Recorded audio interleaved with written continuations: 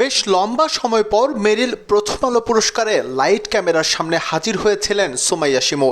সেখান থেকে বের হয়ে নিজেকে আড়াল করে দ্রুত চলে যাওয়ার তাড়ায় ছিলেন তিনি। আলো আঁধারির খেলায় ক্যামেরায় যতটুকু ধরা পড়েছে তাতে অন্য এক শিমুকেই আবিষ্কার করা গেছে। রূপে গুণে একেবারে একাকার, ঠিক এই বিশেষণটা সুমাইয়া শিমুর জন্যই প্রাপ্য।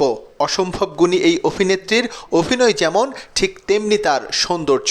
তারপরও হঠাৎই মিডিয়া থেকে নিজেকে আড়াল করে নেন তিনি। একজন মা সন্তানের জন্য সবকিছুই বিসর্জন দেন, ঠিক এই কারণেই মিডিয়া থেকে দূরে সরে যান সুমাইয়া শিমু। এটা 2018 সালের দিকের কথা।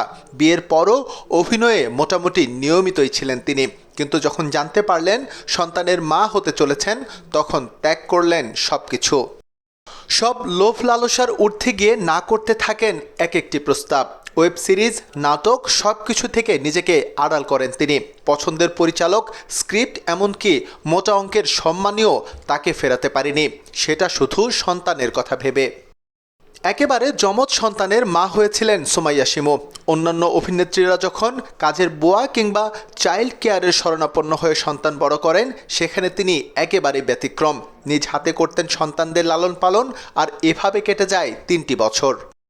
নাটকে 2021 সালে সবশেষ অভিনয় করেছিলেন সুমাইয়া শিমু মুশফিক আর ফারহানের বিপরীতে লাইফলাইন নামের এক নাটকে। এরপর আবারও লম্বা বিরতি। সবশেষ চলতি বছর কাজ করেছেন নুহা সুমায়নের দ্বিতীয় ওয়েব সিরিজে। এখনও বাংলা বিনোদন জগতে অনেক কিছু দেয়ার আছে সুমাইয়া শিমুর, তবে ভাইরালের দুনিয়ায় গা ভাসাতে নারাজ তিনি। মানসম্মত স্ক্রিপ্ট আর কাজের অভাবে নিজেকে আড়ালেই রেখেছেন গুণী এই অভিনেত্রী।